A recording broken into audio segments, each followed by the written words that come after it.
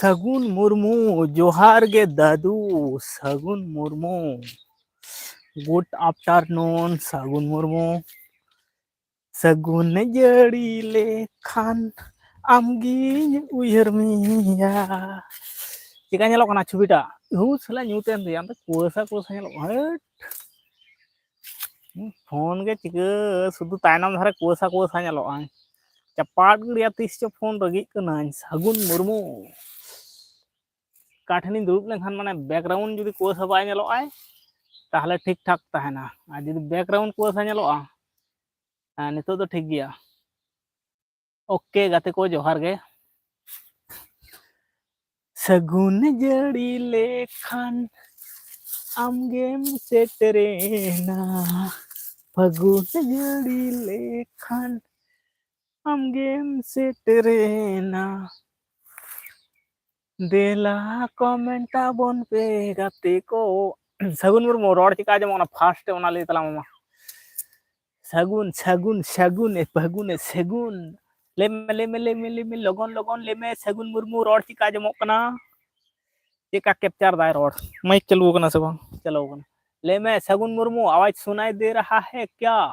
अब बताइए सगुन मुर्मू आप बताइए हमारा आवाज अब तक जा रहा है क्या नहीं जा रहा है सुनाई दे रहा है हमारा आवाज अब तक सुनाई दे रहा है सगुन वाम ले दिया चिका जमो कना से मासिया गाजार रिंग दुड़ुब अकना लट्टा रिंग दुड़ुब अकना सगुन आमगे इन्नी दुलड़िया सगुन मुर्मू अकाय नाम या सगुन थैंक यू सगुन हेलो सगुन आवाज सुनाई दे रहा है हमारा चित रिंग दुड़ुब लेखान पेंदा रका रोकोड़ के बुझे कान तिया भागे ᱧᱚᱜ दुड़ुब इंचय कना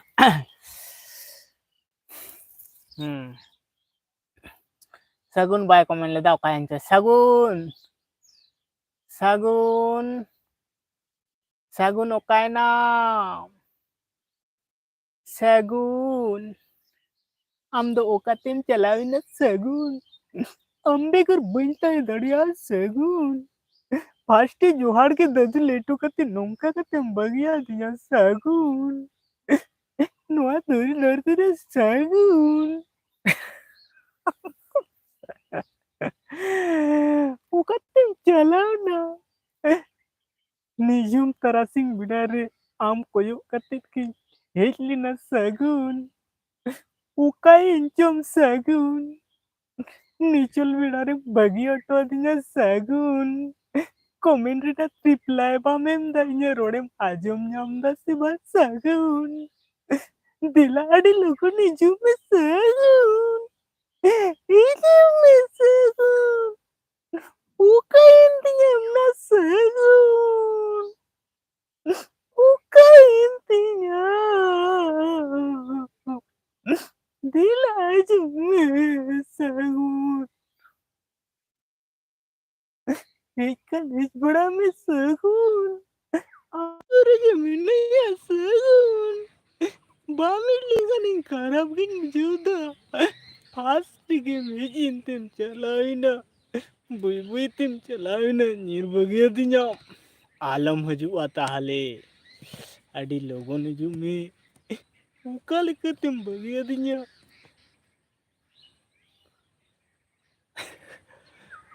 चीली का तुम बगिया दिया सगुन मासे ले में सगुन पास लाइक पास कमेंट रे मेल लेना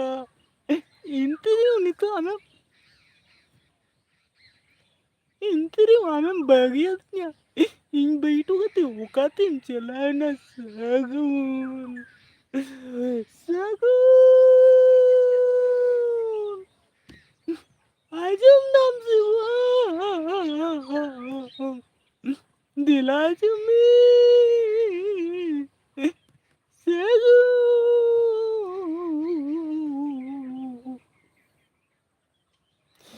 उका तुम जाए ना इन बगी कतिम दड़ बगी आतिया इन बगी तो कति आमें चाइना सगु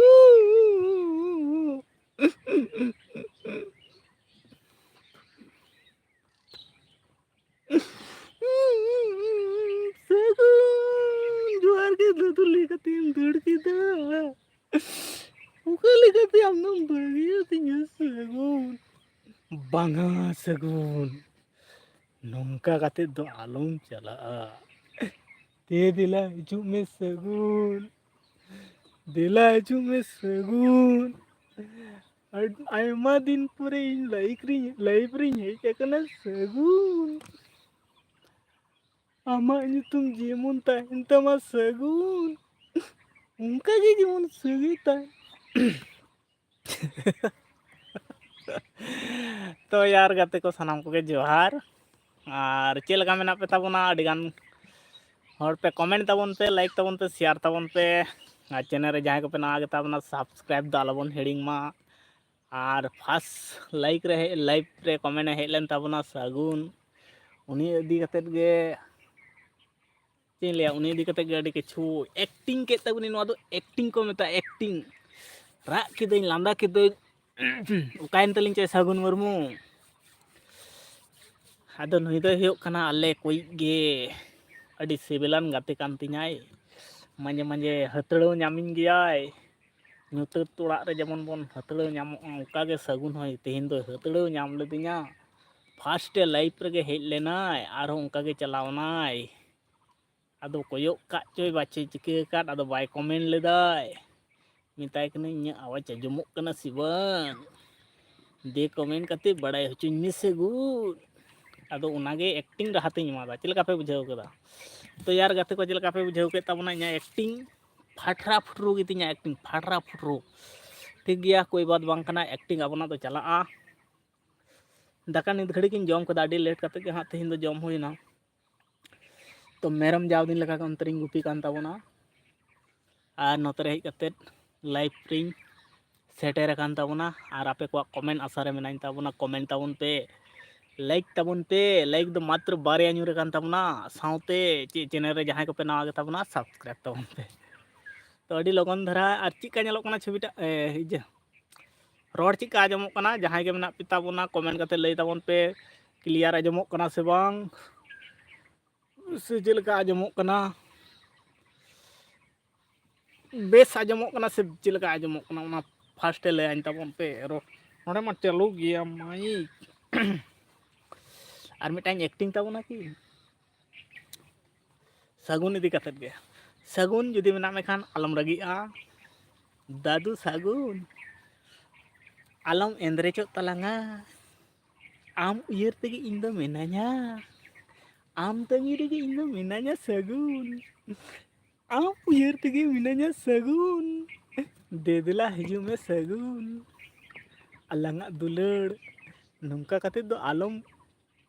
मा गणित गड़िया अलंगा सगई नंका कते दो आलम तोपा गड़िया अलंगा सगई नंका कते दो आलम रचा तोपागा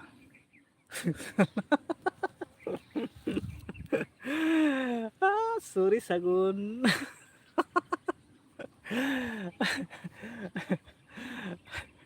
सगुन ले साला इन फास्ट रे कमेंट करते कि जला रे पड़ाना बांगा सगुन उनका तो बाको मेना सगुन इन कुली के मिया तेलाबाम मादिया सगुन मेट संग मेट कोयो कते लेमे से सगुन इन दो मेनाnya आम जला रे इन दो मेनाnya आम जला रे बांग इन जला रे इन जला रे मेनाnya सगुन दे दिला अडी लगन कमेंट में सगुन हेज बड़ा में दिला दिला तुम्हें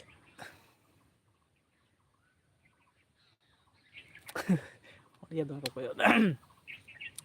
चिले दो हेज ना नतरे बकोड़ बकोड़ कना मंत्र लेका फाड़ फूड़ इन रोड़ा कोयो इन कना अंतरे साइड रे हड़ मेना को तो यार कमेंट कीजिए आप लोग और चैनल पर नया तो सब्सक्राइब कर लीजिए और बताइए सभी लोग हमारा प्यारा दोस्तों सभी लोगों को हमारी तरफ से प्यार भरा गुड आफ्टरनून, नमस्ते, जोहार। और बताइए, आप लोग कमेंट करते रहो। प्यारे हमारा दोस्त शगुन भी, हमारा शगुन मुर्मू भी चला गया, उसी के लिए मैंने छोड़ दिया शगुन मुर्मू। और किधर चला गया शगुन मुर्मू? फिर से आ जाओ शगुन मुर्मू, इतना दूर चला गया शगुन। शगुन चेत पे साब केद कोआ नेट ते आथाम पे पड़ाव कर कोआ उन्हें कते भाकर को ᱧᱩᱨ kana मने आथाम तीना हर पे ताहे kana 12 जन बाबा तार मने 5 ऊपर चेक चो हैं उनका कैसे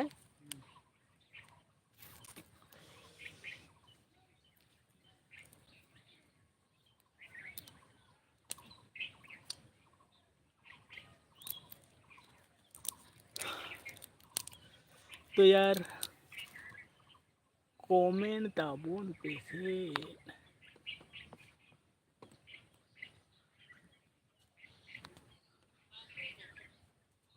अबड़ी हिजुग दया तारा पास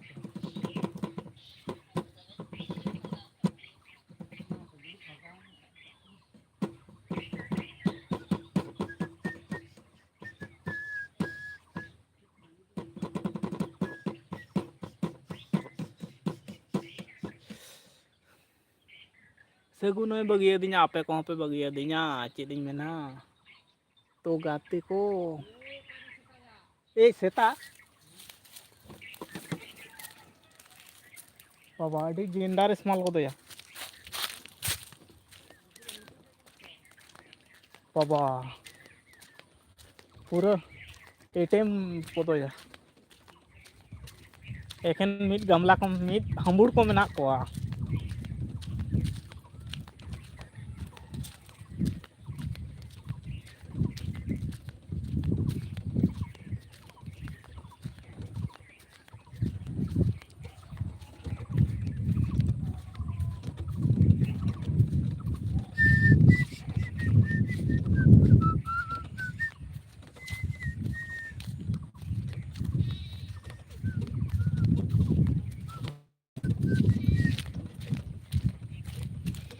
सेता को हजू कना मेरम ठेन मेरम को चला कना सेता ठेन सेता को चला कना मेरम अड़ी से बाटल में उतरा कदा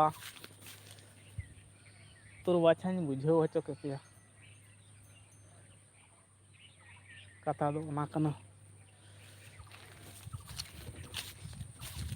लाता रे गाजा दुड़ू लेंगे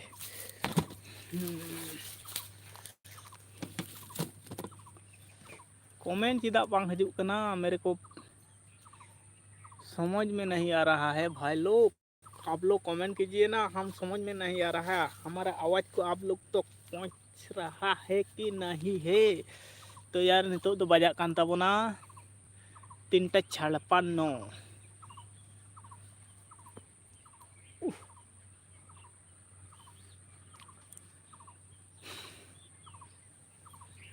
लाइक तो और पे दड़ के ताबोना सनम को के जोहार, गुड आफ्टरनून जोहार।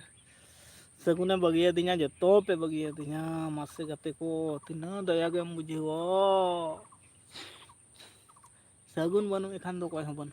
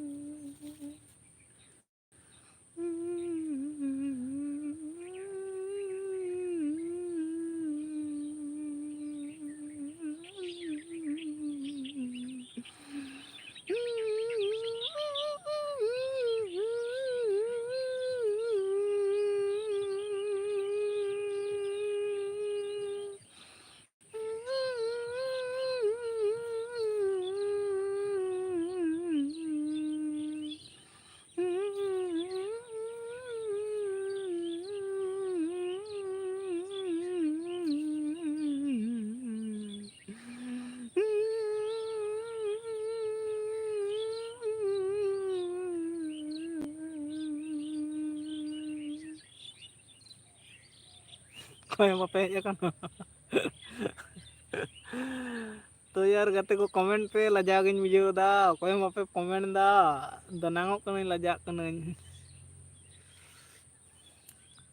कमेंट पे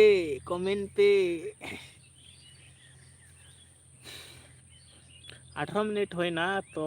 कोई हो कमेंट बांग हेज लेना अड्डी नाचार गे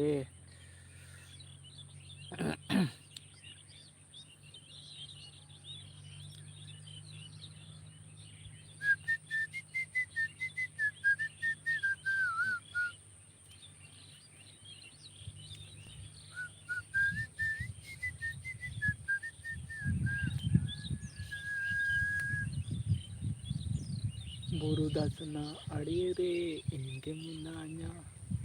हमके मिनामा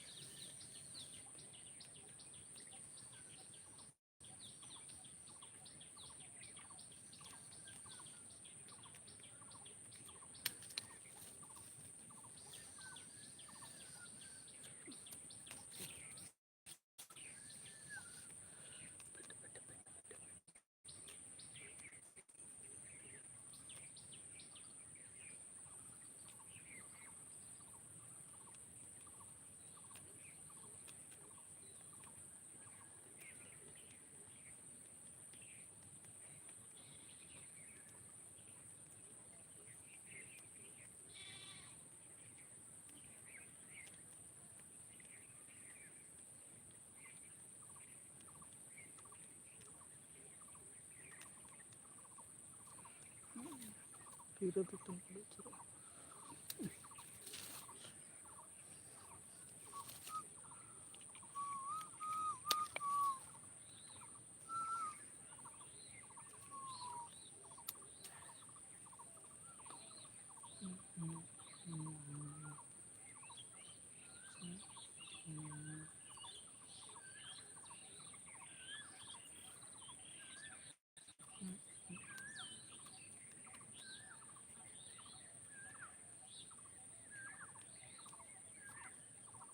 Jangan.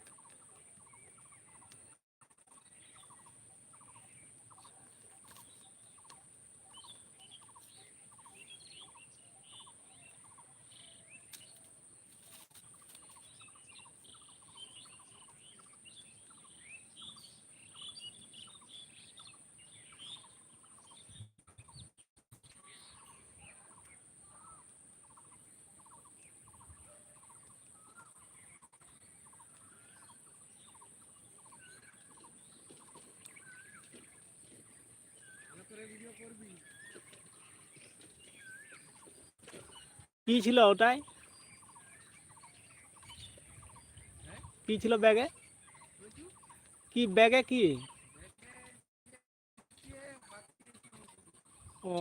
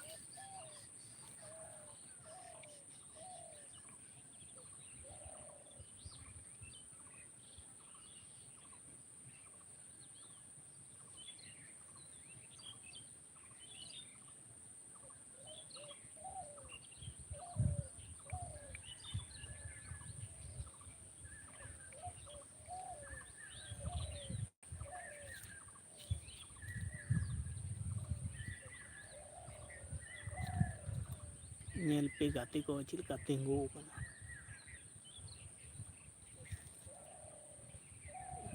Tagna nyalo kana.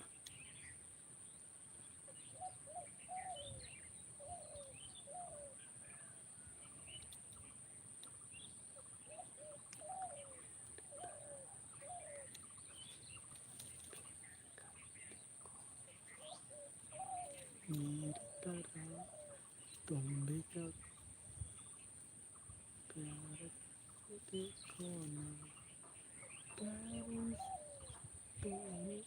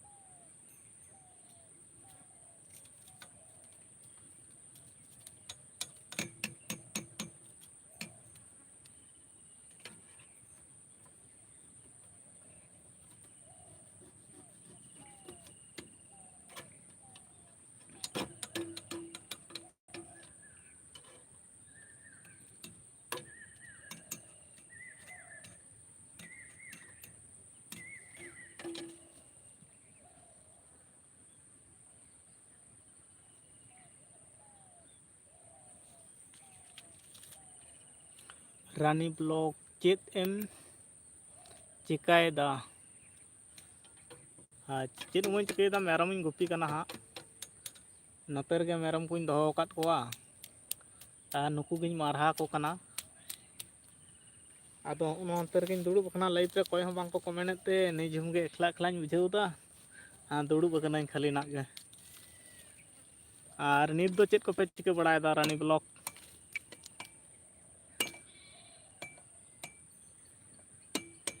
लाटा सेद रगे गाजार सेद रगे हाँ दुड़ुब थीर कना नुकू जुदी बगीटो करते चलाव लेन खान सेता दमे आले नोते मा कुठिन सेता को गेर को मेरम होते तेगे नोते रगे हाँ मेनाñ गया माने बगी हटो के बाय गानोआ नोंकान परिस्थिति कना आदो अडी घड़ी गे होइना कोई हम बांग को कमेंट बड़ायदा इन्हीं थीर कना और कमेंट के पालन ऑफ लेना से चिकलना हाँ इन बन बुझ दाड़े कान तहेन चेक रहो बाय जे कान तहेन तो नवा दो इनाग रिया के कमेंट करना पालेन चेत एम चिकायदा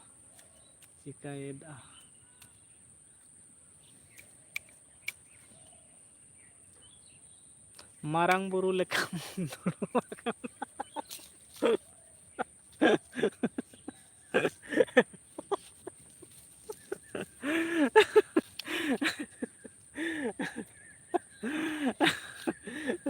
सॉरी गे असले हड़म बांग को कमेंट दा और नेलेट को हिजुक कना को सेनोक कना को कोय बाको कमेंट टका कना को आदो अडी घड़ी ओना खन मारांग रे तो फास्टर दो अडी घड़ी इंगी रोड केदा दमे अडी गा अडी बर्ती के दमे रोड बड़ा कना कोय हम बांग कमेंट बड़ाल दा चेत नवांग आदो अडी सेंती नहीं हड़ माको हिजुक कना सेनोक कना को बांग को कमेंट टका कना आदो नोंका गिन दुड़ु मारांग बुरु अड़ी फानी कथा ताए ना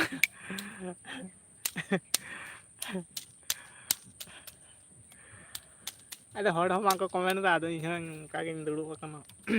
सरी दो सरी के नोंका मिटान ध्यान लेका के दुड़ु बकना ओम शांति ले लेखान गे अदो नोते रे मेरम को ताहेना बगी तो बांग गानोआ बगी लेको खान गे सेता हूं नोआ गाजार कोरे मेना कोआ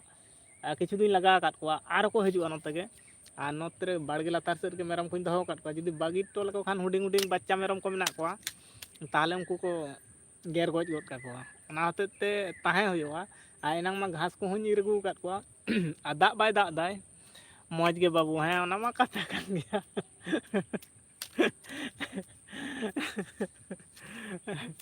अड़ी बेस अड़ी घुमसुमिन दुड़ुब कना फास्ट रे दो अड़ी रोड बड़ा तहे आदो 20-30 मिनट लेका जखन हड़ बांग को हड़ दो को हिजुक कना को सेनोक कना को कोयो टोका कना को बांग को कमेंट दा दिन अड़ी सेनते आदिन चिंते दा ले निये टाइम तो हड़ सीधा बांग को कमेंट बड़ा दा बांखान मिड बार कमेंट किया को आदो मारांग उरुल का गिन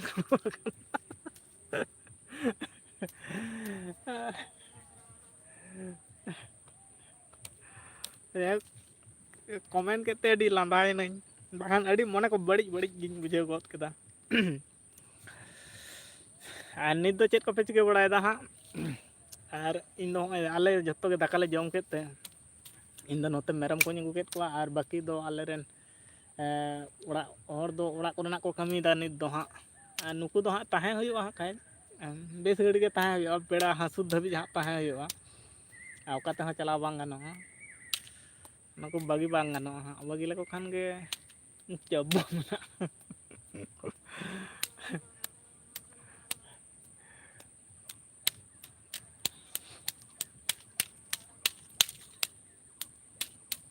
अड़ी मजा बुझाव ना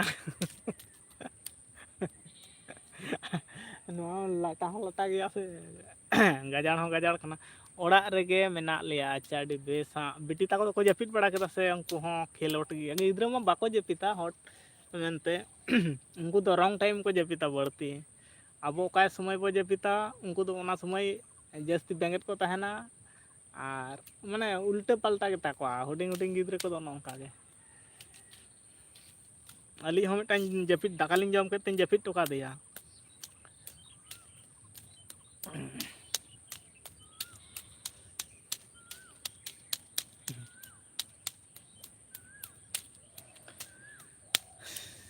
ᱟᱫᱚ ᱟᱛᱳ ᱫᱤᱥᱚᱢ ᱠᱚᱨᱮᱱᱟᱜ ᱠᱟᱹᱢᱤ ᱠᱚᱫᱚ ᱱᱤᱝᱠᱟᱹ ᱜᱮ ᱦᱟᱸᱜ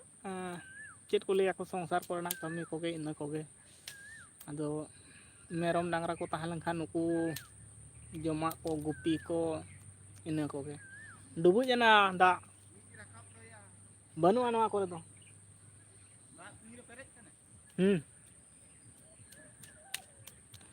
ᱵᱟᱝᱜᱮ ᱟᱹᱰᱤ ᱠᱷᱮᱞ ᱠᱟᱱᱟ ᱠᱚ ᱟᱪᱪᱷᱟ ᱟᱹᱰᱤ ᱵᱮᱥ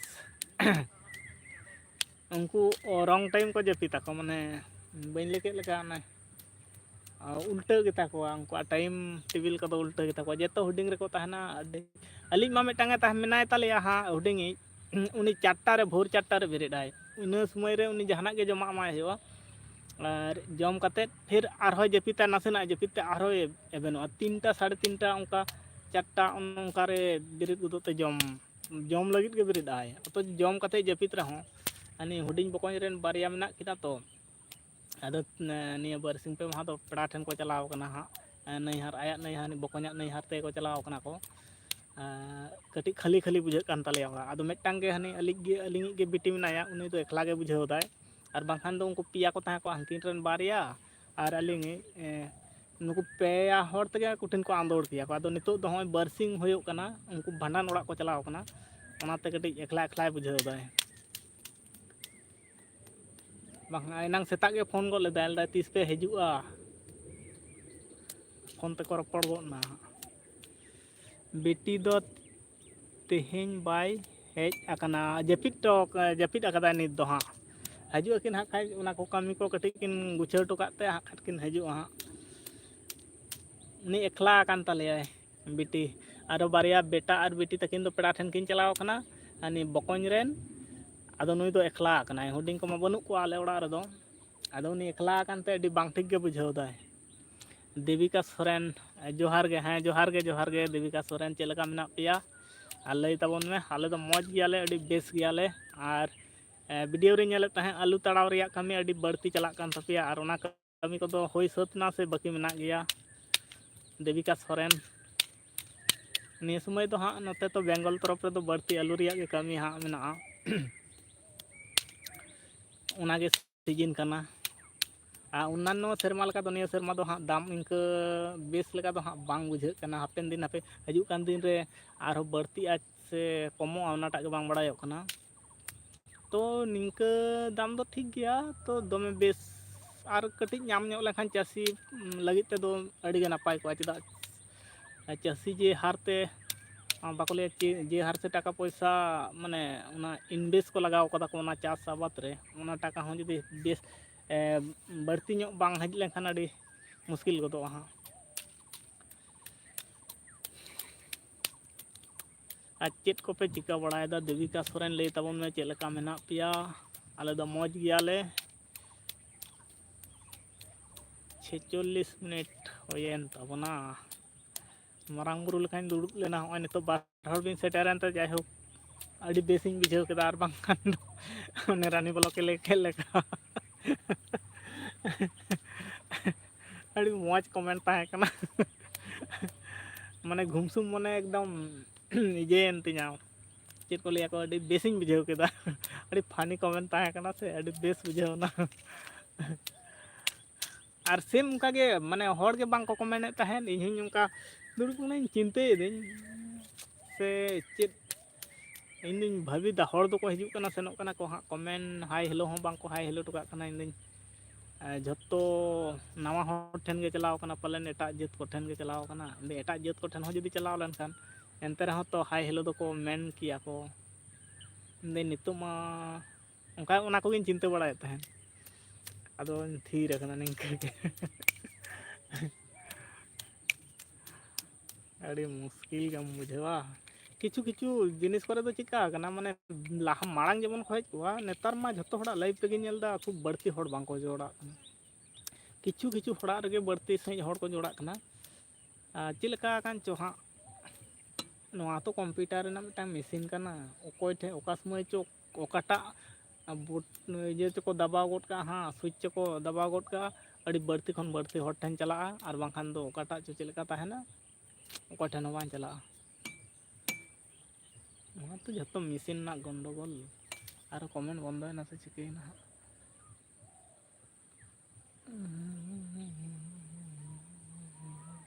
कमेंट दो बांग बंद कना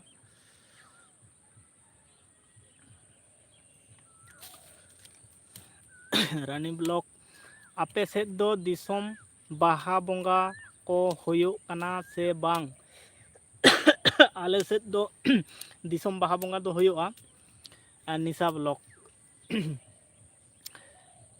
जोहार गे कुमांग है जोहार गे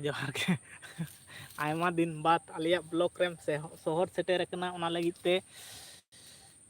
चे इन लिया अड़ी नापाय आर अड़ी बेस बुझेवना निशा ब्लॉक हातम और सेतानी दो आपे नुकु दो बांग दड़ कदा को और आले से दो दिसोम बाहा बोंगा दो हुयुग गया आले ठेन खना लगभग 50-60 किलोमीटर उना संगी रे हुयुगा सोरेन इपिल आयमा दुलड़ ऑफिशियल सोरेन इपिल आयमा दुलड़ ऑफिशियल दादा जोहार गे नेतार दो जाओ लेका लाइफ रे बाम हिजू कना चे हाँ नेतार मा समय कोना अड़ी बिजी ताहन कना अच्छा अड़ी बिजी ताहन कना निशा ब्लॉक हाँ जाओ लेका मा समय बन एम दाड़े ताबन कना माने एतो ओड़ा ना कमी बढ़ती चाप लगी तेगे माने मांग जेमन दिनम दिन लाइफ रिन सेटर को उनका मा बन हेज दाड़े कना एतो माने बाकोलिया को निये समय मा आले नोते मा उन्हें बाकोलिया को हुड़ू कोरेना कमी बादाम कोरेना कमी साथे आलू कोरेना कमी को मारिच गोद माने सब्जी कोरेना कमी ओना होते ते सारा घड़ी कमी लंगा कते हाँ लाइफ रे हेज तारपर कोनो समय करे दो एमन ओ टाइम रे तोपो जम बड़ा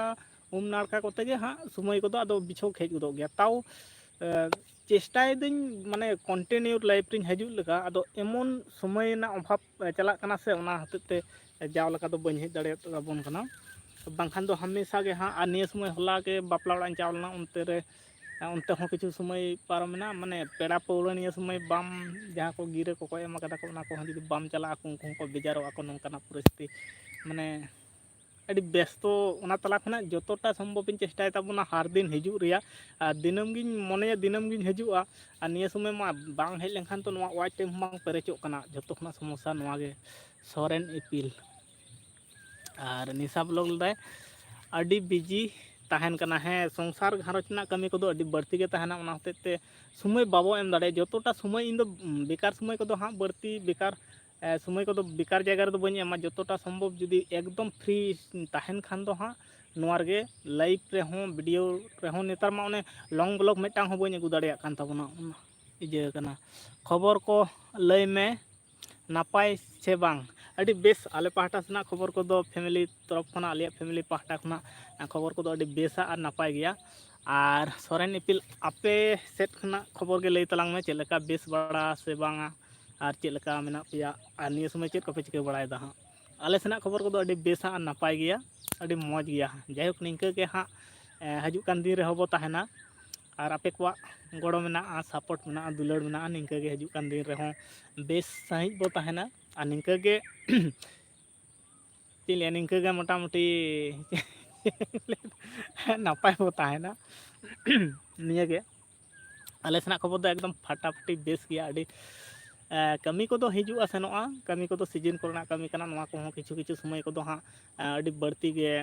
कमी व्यस्त तला रे ताहे लेखान गे लाइव को गे बन हेज दाड़े ताबन कना लॉन्ग ब्लॉग मा नित धबिते होय हफ्ता कने खोइना लॉन्ग वीडियो गे बन अगु दाड़े कना माने ओना शूट होयोआ वीडियो एडिट होयोआ माने समय एम होयोआ ओना मा बन अगु दाड़े कना नितो दो बाहा को गे नितो दो बाहा को गे हाँ निये समय मा बाहा बोंगा समय करना हाँ बाहा बोंगा अड़ी आलिया हो दिन गन को हाँ आउरी होई गदोआ अड़ी सोर दिन रे होई गदोआ मांग दो मिद धावले रपोड़ा कना हाँ बाहा बोंगा लगे तेदो और ठाड़ो गोटा लका के हाँ दिन मेना ओना दो पुष्टव सही दो आउरी होयोआ हाँ आदो ओना दो अड़ी लगन धारा के हाँ पुष्टव सही गोटा उतरोआ हाँ और आले नवा सुर को माग मोड़े दो हाँ बाहा माग मोड़े को कटी देरी कान तकवा किछु किछु होड़ा किछु आतो करना समस्या ताहन कना तो ओना हतेते कटी नासेना देरी कना और बांखान दो देखि 3 गोटांग होयोआ आशा करा जाए सुर सुपुर करे जुदी होयो कान दिन निश्चय ब्लॉग माध्यम ते होइन देखा बन गया और दिसम बाहा बोंगा लकाते तो हाँ दूरत्व अड़ी संगीन ᱧᱚᱜ रगे होयो कना निये धा दुñ मने कदाñ चलाआ नवा करे जतो तिना गान होयो कना हाँ दिसोम बाहा बोंगा दिसोम माग मोड़े जहाँ को मेता कना ओना सब जायगा करे हाँ चेष्टा कदा बढ़ती खन बढ़ती आपे को सला इन देखाव दाड़िया बना साथ ब्लॉग वीडियो को अगू दाड़िया एकदम अड़ी निये हफ्ता दो लॉन्ग ब्लॉग के बनी अगू दाड़ा का तबना अड़ी जो माने एतो कमी ना चाप होते ते शॉर्ट के शुद्ध डालाव हुई कना शॉर्ट नवा कारण तक डालाव हुई कना एकदम बाहान चेत हो बांग डाला मासे एकदम रिक डाउन रे डाउन उतरवा एकदम माने नितु एमन यूट्यूब रे नौका मिटांग जे कना से जुदी कंटिन्यू आम उना साव जोड़ाव बाम ताहलें खान सनामा डाउनवा और इन मा घटाव लेना मिद धाव अड़ी शक्तो के घटाव लेना वाइट टाइम खुना व्यूज खुना अड़ी शक्तो के घटाव माने अड़ी घटाव रे ताहे कान ताहे जहे को दो लेवल अगू होई कना हा अड़ी जुदी कंटिन्यू बाम ताहेना ताहले नुकु भविता को जे नवा कोन दो अड़ी घटाव गता को वाच टाइम घटाव लेन खान नितो मोनेटाइजेशन आवरी ओनोआ हाँ जुदी नितो घटा से अड़ी चेत को ले को अबना कमी के बेकार उतरो तबना जतोटा संभव आबो चेष्टा इदिया बाबो घटाव चोआ और संसार ना कमी कोते एतो बढ़ती ताहेना से माने चेम मेना नुना बढ़ती ताहेना उनते हों बाम कमी लेखान तो बाय गानों कना नौकान परिस्थिति कना आरो कमेंट तावन पे नितो आयमा हट पे सेटेरन ते अडी बेस बुझावना बाखान आध घंटा लगा तो हड़ के बांको सेटेल लेना आम हो अडी कॉमेडियन कथा कम लय गिया रानी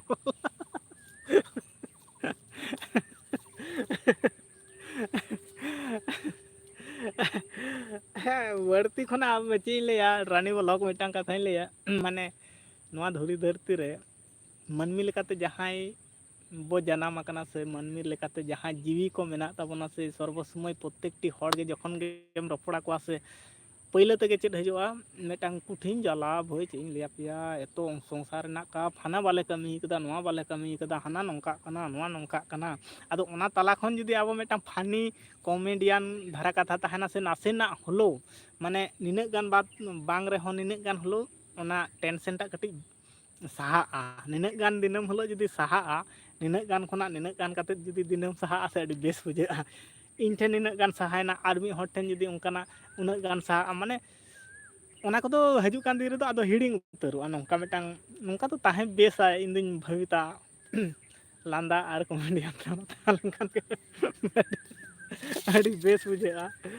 कठिन चाप तो संसार माने कठिन चाप ताहेना जहां को संसार कदा जहां को बापे संसार कदा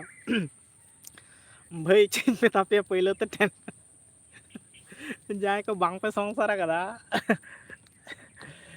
किचु किचु समय रे दो टाका पैसा हम गड़ बाय मो नौका टाका पैसा ताहे कते टाका पैसा बाय कमिया माने मानसिक चाप ताहे दो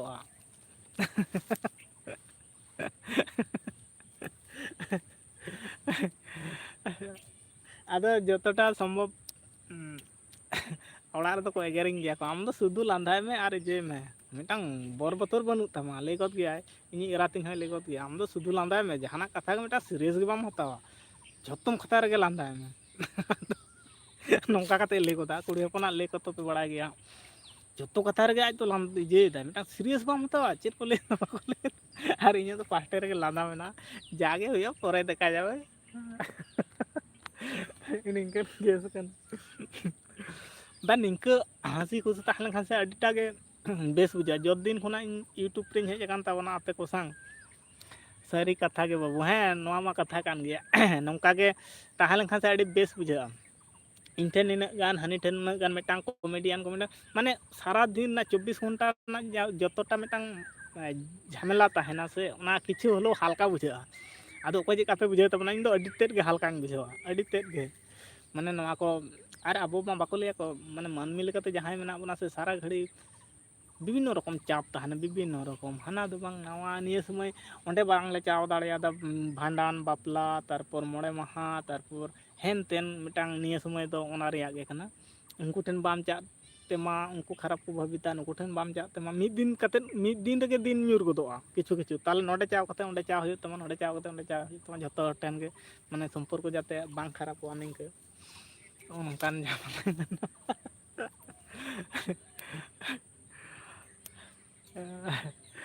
सारी दो सारी गया मिटांग टेंशन मुक्ति के अडी मारांग जिनिस कना झमेला मा ताहन गया जीवन भर झमेला ताहन गया जीवन भर समस्या ताहन गया नवा तला खना के अब चेत को लिया को नवा तला खना के जतो हर साला बेस ताहें जतो हर साला भागे व्यवहार दहो जतो हर साला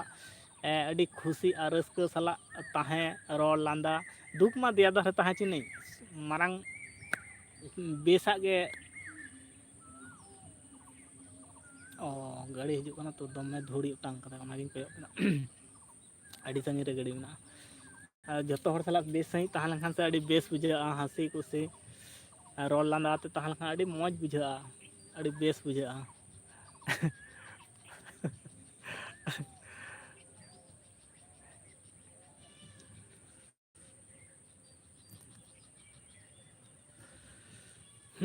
अच्छा रानी ब्लॉग नोआ रे हों वीडियो हिजुग गया से नोआ दो चैनल दो बांग कना हा रानी ब्लॉग जुदी मेनाम तबन खान लई तबन में नोआ ब्लॉग नोआ चैनल मा नोआ दो शुधु कमेंट गे हाँ हेज बड़ा कना रानी ब्लॉग नोआ ते हों की वीडियो बिन डालाव गया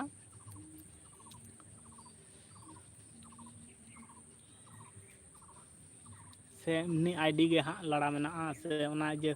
जबा ब्लॉग रिया गे नोआ जे कना हाँ ओना दो बांग कना नोआ दो भेगार आईडी कना पाले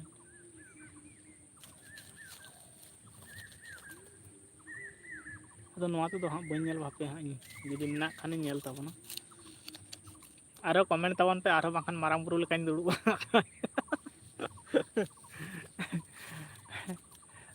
सोरेन इपिल हों कायन तबन चोय आरो आयमा गाते को तेहिं मा कोय बांको जोड़ाव कान तबना अड़ी गान गाते को ताहे कना नोआ ने टाइम दो हाँ हेज रिया आदो जपित हों सितुंग दिन कना हाँ अड़ी बढ़ती हों सितुंग लखान गे रानी ब्लॉग होई गे अच्छा नोआ ते हों हाँ वीडियो डाला गया ताहले हाँ अच्छा नोआ ते इन वीडियो रे मिटांग कमेंट गोट का से हाँ ताहले नोआ चैनल हुई सब्सक्राइब दो का रानी ब्लॉग के चैनल हुई सब्सक्राइब दो का जेकोनो मिटांग शॉर्ट वीडियो की लॉन्ग वीडियो रे कमेंट गोट का में हाँ ताहले चैनल को हुई सब्सक्राइब दो का अदो अब तो चेष्टा दो बाबो कमोआ चेष्टा दो चेष्टा का गे बो ताहेना ताते जहाना होयो बांग होयो जतो खना बेटर भागे बुझेव दा चैनल जहां लका गे होयन चैनल जहां ना गे जहां लका गे होय चुनी मेटा होय जे आपे को संग आपे ओका जायगा रे चो मेना पिया आले ओका जायगा रे चो मेना लिया ओकोय चो ओका दिसम रे मेना बोना एनते रहो जे होय मेटांग यूट्यूब माध्यम ते लाइव वीडियो माध्यम ते जे होय एकदम सुपुर सुपुर ताहे काते सामांग दापराम दुड़ुब काते बो रपोड़ कान लका इन बुझाव गोदा इन किछु किछु हॉट ठन कमेंट बड़ाया से नुना बेस बुझा से नुना बेस आइकाव गोदा सारा दिन जहाना झमेला को ताहे काते जे मेटांग हॉट संग रपोड़ काना कमेंट तालाते आमा कमेंट पढ़ावाय रोड़ते लांदाते मेटांग रिप्लाई को एमाय सानताली कुड़ी ब्लॉग गे नोआ लेना अच्छा अच्छा अच्छा ओना ताहे कना बांग ओना मा है नोंकायन हाने बिन लेके लेका जे नोंका नोंका अच्छा ओना को दो ताहे चुनी नावाटा रे जहां बिन तैयार कदा हां नितो जवाब ब्लॉग ओनाटा ते हो अडी बेस वीडियो को हिजुग कना निंके कंटिन्यू वीडियो डालाव दीबिन कंटिन्यू सब्सक्राइबर को हिजुग गया को दिनम माने गैप दोहो लखान गे हां समस्या गदोआ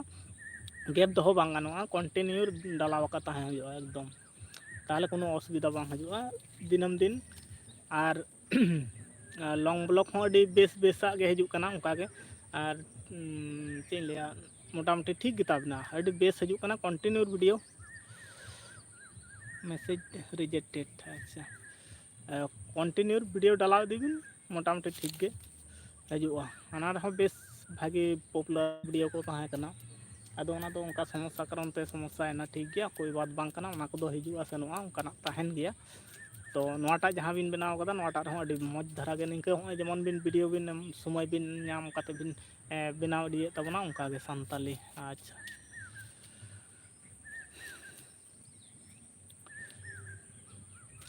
थंबनेल हो बेस हजुग कना मोटामुटी नोआ जे जबा ब्लॉग रे हो थंबनेल ठीक ठाक गया आरो ओना खन जाते आरो बेसोआ मोटामुटी ठीक बारिया रिजेक्टेड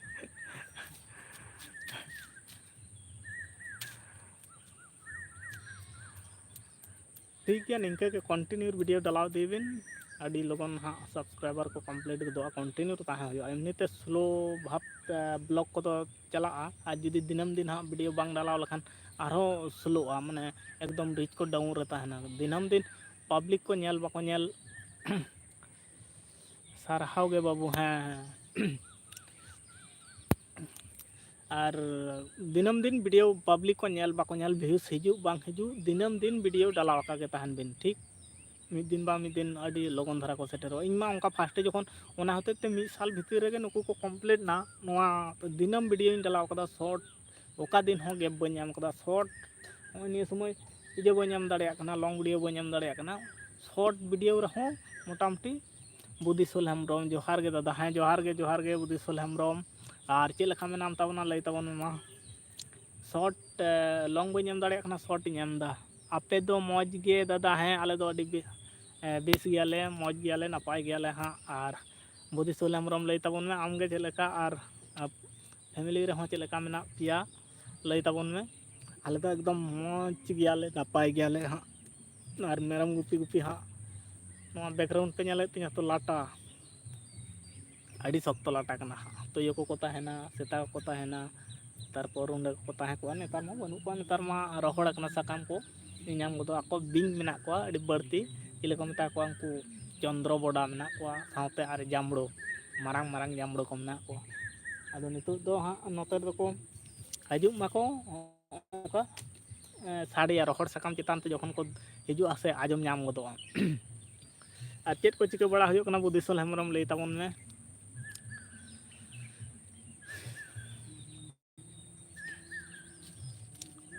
बुद्धिसोल हेम्ब्रम लई ताबन में आले दो मौज गयाले दादा अड़ी बेस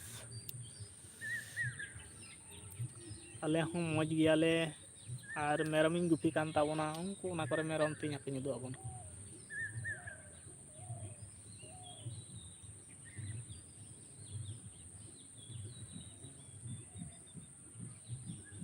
उनको अंतरे मेरम तीन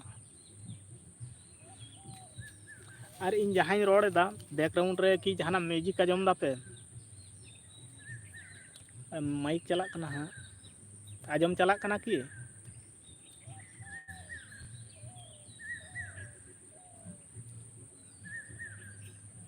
बुद्धिसोल हेम्ब्रम लई ताबन में बैकग्राउंड रे म्यूजिक आजमो कना माने माइक टा आजम सेरिंग को उनकाना जिनिस आजम चला कना नित को अड़ा कदा को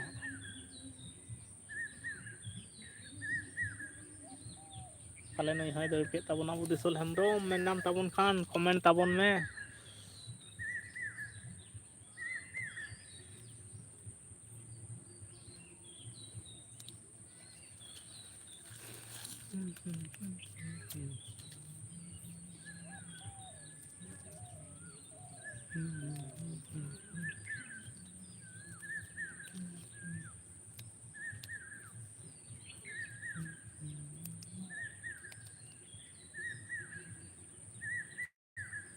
अड़ी संगीन दो संगीन रे आजमो कना ताव केज गया है बांग केज दो बांग केज गया है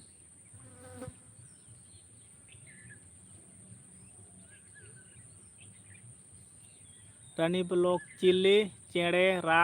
एदा को कुहिल तारपर पोताम चेड़े तारपर हुयुग कना चिले को मेता को टिपोंग टोड़ो तारपर जिहू चेड़े तारपर निकू गे जोर जोर तो राग दाको अदो हय नितो सितुंग कटी लाड़ेज अकदाय अदो ओना होते ते आजम हिजू कना दादा अच्छा आजम हिजू कना ताहल तो अड़ी समस्या हाँ बैग हय नित घड़ी के हाँ को चालू के तको सुर रे हाँ और मा एनखान ताहले बन कॉपीराइट हिजू हाँ अड़ी समस्या गदो सानाम को हाँ तेहना लाइव लेका तेदो जोहार आपे कनाई और हजू कान दिन रहो नोका गिन लाइव ताबना हजू ताबन पे निंका के सपोर्ट एन ताबन पे और मी घड़ी ताहे को तो कथा हुयुग कना बैकग्राउंड रे म्यूजिक चला कना सेरेंग आजम हजू कना हाँ उनको बई बई तको साउंड दा एनांग दो हाँ बांग को खूब सुर गे हाँ मेना उना होते ते लाइव बोते ताबन सानाम को इन पाटा कना सगुन तारासिंग बड़ा रिया जोहार और सानाम को गे बेसते ताहन ताबन पे नापायते ताहन ताबन पे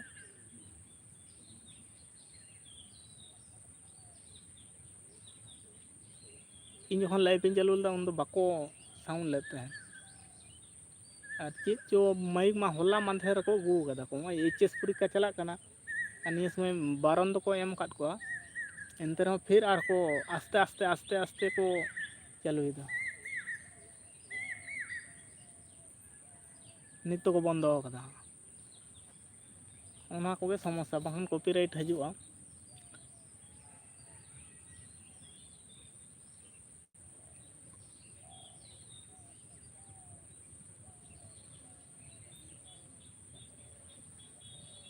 बाहन कोनो आवाज बांग तहन मसे अडी बेस को आ नवा को तो बढ़ती कायते केचाय रोड खुना ओना तो बढ़ती केचाय माने एकदम कैप्चर हतावा ठीक गया मा एनखान साउंड को बई बईते मा एनखान सानाम कोगे जोहार इन पाटा खुना सानाम कोगे नापायते तहन ताबन पे बेसते तहन ताबन पे आरो हजू कान दिन रे बो नापामा और अडी लगन खन लगन धारन चेष्टा ताबना दिनम दिन लाइव रिंग हजू ताबना आरो चेई मेना निये मेन कते के तेहना लाइव तो नोड़गिन मुचाद दा अडी बढ़ती को आड़ा दा ठीक गया टाटा बाय बाय तेहना दिन लेकाते दो।